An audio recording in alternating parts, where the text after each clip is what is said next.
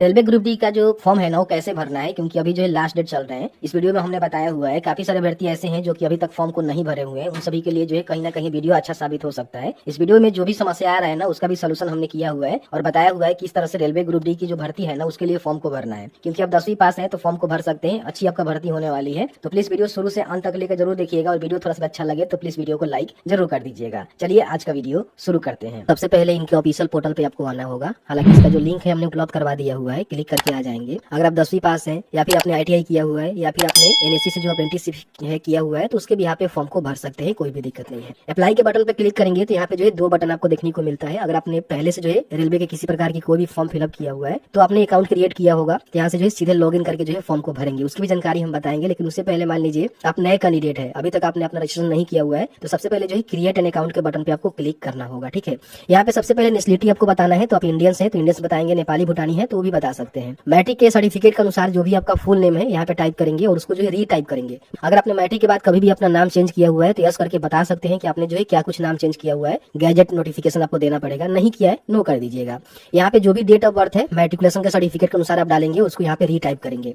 अपना जेंडर बताएंगे, male female जो भी जेंडर से आप आते हैं फॉर्म को भर सकती है, उसको यहाँ पे रिकन्फर्म आपको करना होगा। फादर का नेम मदर का नेम लिखेंगे, इसको रिकन्फर्म करेंगे। यहाँ पे कॉन्टेक्ट डिटेल्स में एक ईमेल आईडी आपको डालना है और जनरेट मोबाइल OTP के बटन पर क्लिक करेंगे तो इस पे एक OTP जाएगा। OTP के थ्रू इसको वेरीफाई करना होगा। फिर यहाँ पे मोबाइल नंबर आपको डालना होगा, मोबाइल नंबर पर भी OTP जाएगा, OTP के थ्रू इसको वेरीफाई कर लीजिएगा। यहाँ पे देखिए आधार वेरिफिकेशन आपको करना जरूरी है। तो यहाँ पे क्या करेंगे, आधार नंबर को डालेंगे, जनरेट आधार OTP के बटन पे क्लिक करेंगे। अगर इन केस OTP नहीं जा रहा है तो इसमें आप कुछ नहीं कर सकते हैं। कई बार क्या होता है कि आधार का जो सर्वर है ना बहुत ज्यादा हेवी लोड पे चला जाता है तो फिर OTP आने में समस्या हो सकता है। तो कोई बड़ी समस्या नहीं है, नहीं हो रहा है तो 1-2 दिन वेट कर लीजिएगा। अभी फॉर्म भरने का जो लास्ट डेट है ना वो आपके पास है। ठीक है, इस तरह से इसको वेरीफाई करेंगे। यहाँ पे अपना जो भी यूजर ID पासवर्ड है उसको यहाँ पे बना लेंगे और आई एम नॉट रोबोट के बटन पर क्लिक करके प्रीव्यू एंड क्रिएट अकाउंट के बटन पर क्लिक करेंगे। तो इस तरह से अपना जो अकाउंट है वो क्रिएट कर। तो यहाँ पे अपना जो भी मोबाइल नंबर ईमेल ID दोनों में से कोई एक डालेंगे। जो भी अपने पासवर्ड क्रिएट किया हुआ है, अगर आपको पासवर्ड पता नहीं है तो यहाँ से फॉरगेट कर सकते हैं। यहाँ पे आपको फॉर्म को भरना है तो ऑनलाइन एप्लीकेशन का जो बटन है ना इस पे आपको क्लिक करना है।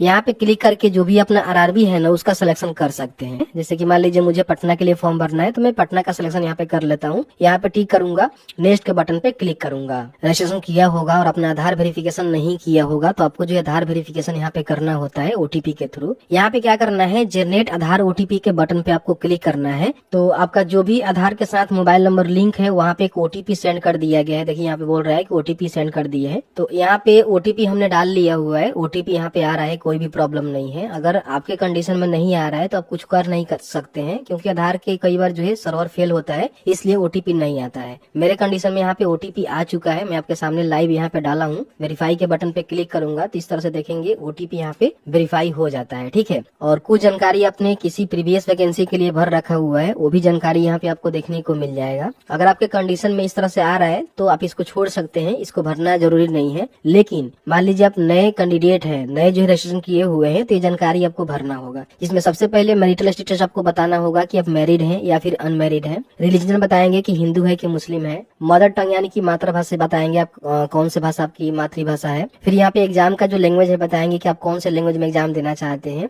और 2 जो है पहचान चिन्ह देंगे जो कि आपके शरीर पे कहीं खट का तिल का निशान होनी चाहिए, तो उसको यहाँ पे टाइप करेंगे। ठीक है, तो इस तरह से जानकारी भरनी होगी। अगर आपने प्रीवियस में किसी प्रकार की कोई भी रेलवे की भर्ती के लिए फॉर्म भरा होगा, जो डिटेल्स आपने दिया होगा ऑटोमेटिकली यहाँ पे आपको देखने को मिलेगा। यहाँ पे देखेंगे अपना जो भी कम्युनिटी का डिटेल्स है, अगर आपने पहले से फिल कर रखा हुआ है तो यहाँ पे आपको देखने को मिलेगा। अगर आपने नहीं फिल कर रखा हुआ है तो यहाँ पे अगर SC ST है तो SC ST का सिलेक्शन करेंगे, OBC है तो OBC का सिलेक्शन करेंगे, EWS है तो EWS का सिलेक्शन करेंगे। अगर आप अनरिजर्व्ड है तो इसका सिलेक्शन करेंगे। तो जैसे कि मान लीजिए अगर कोई OBC से आता है तो OBC का सिलेक्शन करेगा तो उसका जो भी OBC एनसीएल प्रमाण पत्र होता है जो कि उसके स्टेट के द्वारा केंद्र में जारी किया जाता है वो बनवाकर यहाँ पे देना होगा। बिहार की हम बात करें तो OBC एनसीएल जो है बड़ी आसानी से ऑनलाइन बना सकते हैं।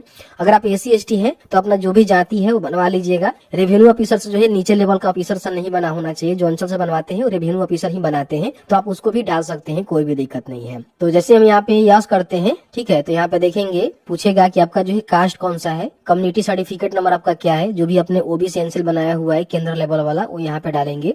इशू अथॉरिटी में देखेंगे तो यहाँ पे रेवेन्यू ऑफिसर का जो है ऑप्शन आपको देखने को मिलेगा। इससे नीचे का जो रैंक का ऑफिसर है ना, उनके द्वारा जो है नहीं बना होना चाहिए, ध्यान रखिएगा। बाकी और भी कई सारे ऑफिसर है जिसके माध्यम से अपना जो भी ओबीसी एनसीएल बनवाया हुआ है तो आप यहाँ पे चूज कर सकते हैं, आपके प्रमाण पत्र पे देखने को मिल जाता है। बाकी आपने कौन से स्टेट से बनवाया हुआ है, अपना स्टेट का सिलेक्शन करेंगे और कम्युनिटी सर्टिफिकेट डिटेल्स इशू है वो आपको बताना है कि आपका सर्टिफिकेट जो है कब डेट पे इशू हुआ है वो यहाँ पे बता देंगे, ठीक है। अगर मान लीजिए आप एससी एसटी का सिलेक्शन करेंगे तो इसमें भी सेंट्रल लेवल का आपको लगानी होती है। कम्युनिटी सर्टिफिकेट नंबर यहाँ पे लिखेंगे जो अपने जाति बनवाया हुआ है रेवेन्यू ऑफिसर के माध्यम से, अंचल के माध्यम से, और यहाँ पे जो भी अपना इशू अथॉरिटी में देखेंगे यहाँ पे रेवेन्यू ऑफिसर आपको देखने को मिलेगा। आपके कंडीशन में कोई और भी ऑफिसर हो सकते हैं जहाँ से अपने सर्टिफिकेट इशू करवाया हुआ है वो बता सकते हैं। फिर यहाँ पे देखिए बिहार से इशू हुआ है तो बिहार का बताएंगे, क्योंकि बिहार में आरटीपीएस से इशू होता है। तो बिहार अगर आप दूसरे किसी स्टेट से है तो उसका सिलेक्शन करेंगे और यहाँ पे जो भी उसका डेट है और ट्रेवल पास आपको चाहिए तो यस कर सकते हैं, क्योंकि एससी एसटी को ट्रेवल पास मिलता है। तो इस तरह से सारी जानकारी को फिल आउट करना है। बाकी यहाँ पे जो भी अपना प्रेजेंट एड्रेस है और यहाँ पे परमानेंट एड्रेस है, पहले से फिल है तो रहने दीजिएगा, अगर फिल नहीं है तो यहाँ पे फिल कर लीजिएगा, ठीक है। उसके बाद सेव एंड नेक्स्ट के बटन पे क्लिक करेंगे। अब यहाँ पे अगर आप एक सर्विसमैन है तो यहाँ पे यस करके अपनी जो भी जानकारी है बता सकते हैं कि आर्मी, नेवी या फिर एयरफोर्स से आप रिटायर हुए हैं, ठीक है। रैंक आपका क्या था और बाकी कब से कब आपने काम किया हुआ है वो बता सकते हैं, नहीं है तो नो कर देंगे। अगर आप विकलांग है तो यहाँ पे यस करके बताएंगे किस प्रकार के विकलांग है, सब कैटेगरी बताएंगे, परसेंटेज बताएंगे, नेचर ऑफ डिसेबिलिटी बताएंगे, सर्टिफिकेट नंबर डालेंगे, यूआईडीआईडी नंबर है तो यहाँ पे डाल सकते हैं, पीडब्ल्यूबी सर्टिफिकेट इशू डेटा यहाँ पे बताएंगे, नहीं है तो सीधे यहाँ पे नो कर दीजिएगा। स्क्राइब लेना चाहते हैं, लिखने में कोई प्रॉब्लम वगैरह रहे तो आप यहाँ पे ले सकते हैं, नहीं तो नो करेंगे। ईबीसी सेंट्रल में आप आते हैं, जैसे कि आपका फैमिली इनकम जो है 50,000 से कम है या फिर बीपीएल कार्ड होल्डर है तो आप यहाँ पे यस करके इसका सर्टिफिकेट लगाकर बेनिफिट ले सकते हैं, नहीं है तो नो करेंगे। यहाँ पे मान लीजिए अगर आप रेलवे में सर्विंग दे रहे हैं तो बता सकते हैं कि हमें किस पोस्ट पे हूँ, किस तरह से हूँ, नहीं दे रहे हैं तो यहाँ पे नो करेंगे।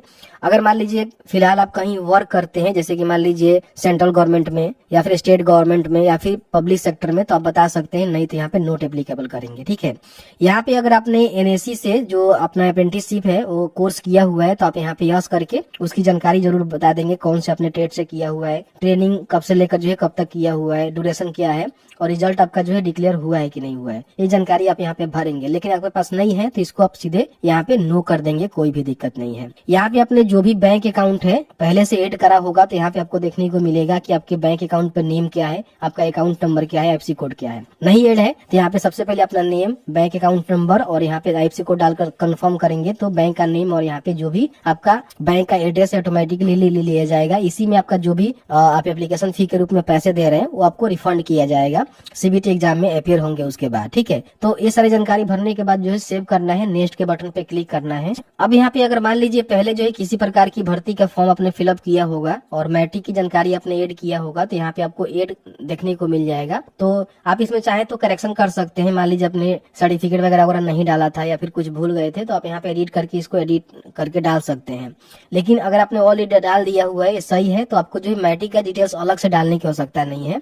इसके अलावा मान लीजिए अगर आपने आईटीआई किया हुआ है तो उसकी जानकारी आप यहाँ बता सकते हैं, कौन से ट्रेड से कौन से स्टेट से किया हुआ है, डिस्ट्रिक्ट उसका क्या है, इंस्टीट्यूट का नेम क्या है, डेट ऑफ पासिंग क्या है, सर्टिफिकेट नंबर क्या है, सर्टिफिकेट इशू किनके द्वारा हुआ है, एससीबीटी या फिर एनसीबीटी, और यहाँ पे जो भी सर्टिफिकेट का टाइप है वो बता सकते हैं कि एनटीसी है या एसटीसी है, तो इसकी जानकारी बता सकते हैं।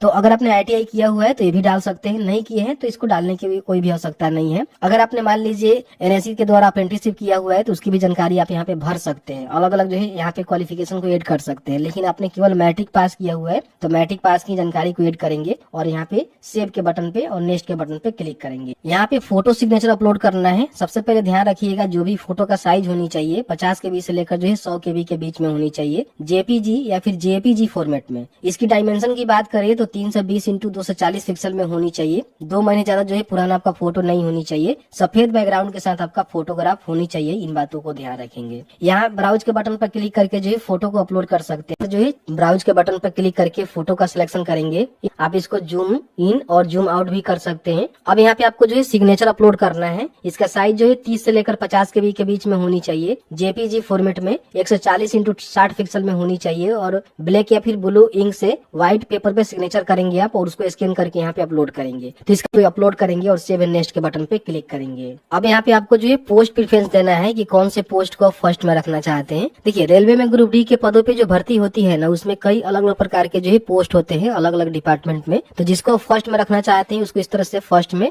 चूज करेंगे, जिसको सेकंड में रखना चाहते हैं इस तरह से अपने हिसाब से जो भी आपको पोस्ट अच्छा लगे उसका सिलेक्शन यहाँ पे करेंगे। ठीक, ड्रॉप डाउन भी कर सकते हैं इस तरह से। तो इस तरह से पूरे जो भी पोस्ट है ना सबका सिलेक्शन यहाँ पे कर लीजिएगा, और करने के बाद यहाँ पे आपको टिक करना है, फिर यहाँ पे आपको टिक करना है, यहाँ पे प्लेस लिखना है, और यहाँ पे क्या करना है कि आपको जो है सेव कर देना है और प्रीव्यू के बटन पे क्लिक करना है। अब जैसे ही प्रीव्यू के बटन पर क्लिक करेंगे तो आपका जो है पूरा यहाँ पे प्रीव्यू खुल के आएगा। फिर आपको यहाँ पे सबमिट के बटन पे क्लिक करना होगा। यहाँ पे पेमेंट गेटवे खुल के आता है, जो भी एप्लीकेबल पेमेंट होगा वो पेमेंट आपको करना होगा। तो पे विथ SBI ई-पे के बटन पे क्लिक करेंगे तो इस तरह से आपके सामने जो भी इनका पेमेंट का गेटवे है खुल के आ जाता है फ्रेंड्स। तो यहाँ पे debit card, credit card, prepaid card या फिर internet banking, UPI QR code के माध्यम से अपना जो पेमेंट है ना वो यहाँ पे कंप्लीट करेंगे। तो आपका जो एप्लीकेशन फॉर्म है ना कंप्लीट हो जाएगा, और इसका जो भी प्रिंट आउट है निकाल कर अपने पास सुरक्षित रख लेंगे।